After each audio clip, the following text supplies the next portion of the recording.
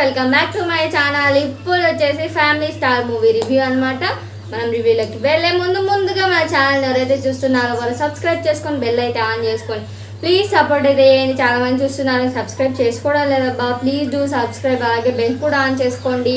నేను ఏ latest update video పెట్టినా కూడా మీకు వెంటనే వచ్చేస్తుంది అనమాట. ఇంకా సబ్స్క్రైబ్ చేసుకుంటారని ఆశిస్తున్నాను, సపోర్ట్ కూడా చేయండి. ఇంతవరకు సబ్స్క్రైబ్ చేసుకునే వాళ్ళకి thank you so much and support చేసినందుకు. ఇంకా ఏం మాత్రం ఆలస్యం లేకుండా మా మూవీ రివ్యూలోకి అయితే వెళ్ళేద్దాం అనమాట.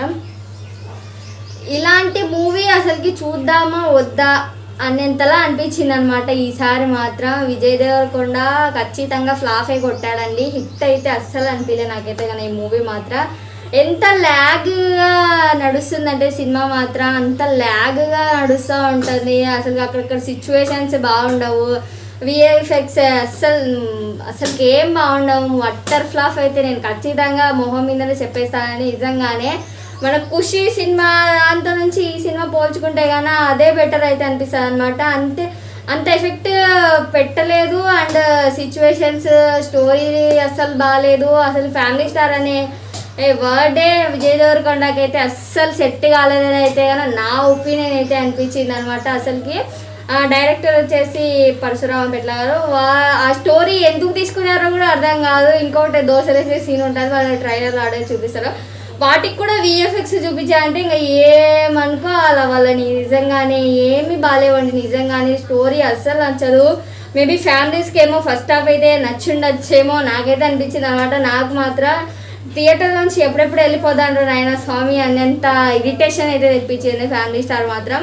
ఇంకా సాంగ్స్కి వస్తే కన్నా ఏంటండి ఈ సాంగ్స్ అనేంత విధంగా ఉన్నాయండి. నిజంగానే వినడానికి వినసొంపుగా ఉండాలి సాంగ్స్ అయితే కానీ, ఇవి అయితే కానీ వినడానికి వద్దురా నైనా స్వామి దండం దూతాన్నట్టుంది. నిజంగానే అంతా బాగాలేవన్నమాట. నాకైతే అస్సలు ఏమీ నచ్చలేదన్నమాట. ఇంకా పర్ఫార్మెన్స్ గురించి అయితే కన్నా విజయ్ దేవరకొండ అయితే ఇది డీసెంట్గా అయితే చేసినారు. అంతా ఆ లెవెల్లో ఊహించుకున్నాము ఎట్లుంటుందో అనేసి అయితే కన్నా. కానీ ఆ లెవెల్లో ఏం లేదు, జస్ట్ డీసెంట్గా అయితే అనిపించింది నాకైతే కన్నా. ఇంకా మృణాల్ ఠాకూర్ గారు ముందు చేసే సినిమాల దానికంటే ఈ సినిమాలో అంత చూపించలేదు. మనకి హాయ్ నాన్నలో కూడా అంత పెద్దగా అనిపించలేదు. దీంట్లో దానికంటే ఇంకా లో అనే ఉన్నట్టు నాకైతే అనిపించింది అనమాట. ఓకే డీసెంట్, వాళ్ళంతా ఎఫెక్ట్ పెట్టి ఏం తీయలేదు అని అయితే అనిపించింది అనమాట. యాక్టింగ్ కానీ ఇంకా సపోర్టింగ్ క్యారెక్టర్స్ చాలా వాళ్ళైతే కన్నా ఇది పర్లేదు అని అయితే నాకైతే అనిపించింది అనమాట. వీళ్ళకంటే వాళ్ళే కొంచెం బెటర్ అని అయితే అనిపించింది.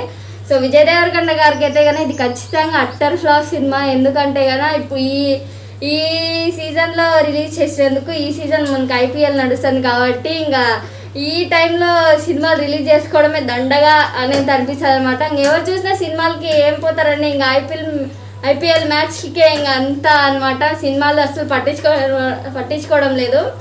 ఇంకా ఈ సినిమా ఖచ్చితంగా అట్టర్ ఫ్లాప్ అయితే నాకు అనిపించింది అనమాట. నా ఒపీనియన్ ఇది. సినిమా ఓవరాల్గా బ్యాడ్ అయితే నాకు అనిపించింది అనమాట. అంటే చూడడానికి అరే పర్లేదురా ఓకే అనేంత విధంగా కూడా లేదు, బ్యాడ్ అయితే నాకు అనిపించింది అనమాట.